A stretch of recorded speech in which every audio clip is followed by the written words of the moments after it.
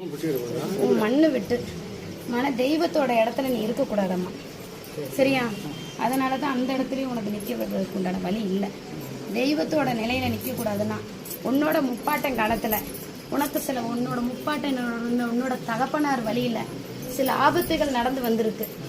உன்னோட தகப்பனார் சில தெய்வத்துங்களோட வழிபட்டு வந்து நின்று அந்த தெய்வத்தோட வழியில சரி வேற கடைசியை வேற கொண்டுட்டு போகலப்பா உன்னோட தகப்பனார், சரியா? அந்த தெய்வத்தை நிலநாட்டி கடைசியை வர கொண்டு போறாங்க நேரத்துல 3வது தலைமுறையில ஒரு சாபம் ஒண்ணு ஏற்பட்டிருக்கு, சரியா? அதனோட நிலைக்கு உன்னோட தெய்வத்தோட நிலையில நீ நின்னையா அந்த இடத்துக்கு உனக்கு இப்பயுமே அந்த தெய்வத்தோட நிலையில அதனாலதான் உனக்கு நிக்க முடியல, புரியுதா இல்லையா? தெய்வ இடத்துல நீ நிக்கும் போது உனக்கு அதை அடிச்சு கொடுக்கும் அந்த, சரியா? மற்றபடி உனக்கு உண்டானது அந்த ஆத்மாவோடது வந்து வேலை செய்தா அதனோடது நிக்காது. உன்னோட தகப்பனார் வீட்டு வழியில அந்த பெண் தெய்வம் பெரிய காண்டி அம்மா உனக்கு துணை நிக்கிற நேரத்துல வந்து நிக்குது.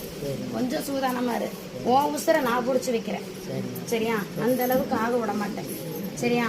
உன்னோட தகப்பனார் வழியில வந்ததுதான் இது, சரியா? அதனோட அஸ்திவாரத்துலதான் நிக்குது. உன்னோட உசுருக்கு நான் உத்தரவாதம் கொடுத்தா மட்டும்தான் அது போகும். உனக்கு நான் தான் டைம் கொடுக்கணும். உன்னோட இறப்பா இருந்தாலும் அதை நான் தான் முடிவு பண்ணணும். ஏன்னா நான் வந்து நிக்கிற அவதாரமே உன்னோட தகப்பனார் வழி அவதாரம், சரியா? என்னோட சோழி அந்த இடத்துல பதில் சொல்லணும். உன்னோட இப்ப நான் உனக்கிட்ட பேசுறது நிலையிலேயே யாரு பேசுறாங்கிறது கொண்டு உனக்கு தெரியும். யாரு வந்து இந்த இடத்துல பேசுறாங்கிறதும் தெரியும். உன்னோட நிலைக்கு யாரு வந்து நிக்கிறாங்கிறதும் தெரியும், சரியா இல்லையா? உன்னை அந்த இடத்துல தடுத்து விட்டு கொண்டு வருதுன்னா அந்த தெய்வத்தோடது தான் தடுத்து கொடுக்குது. கவலைப்படாது, உன்னோட உசுறு நான் பார்த்து கை கால் மட்டும் குடும்பம் எங்க அம்மா கூட நடக்க முடிய மாட்டேங்குது.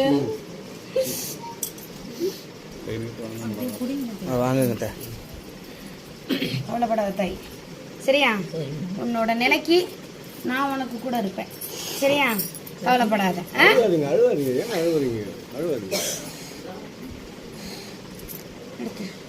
சரியா போயிருப்போம்.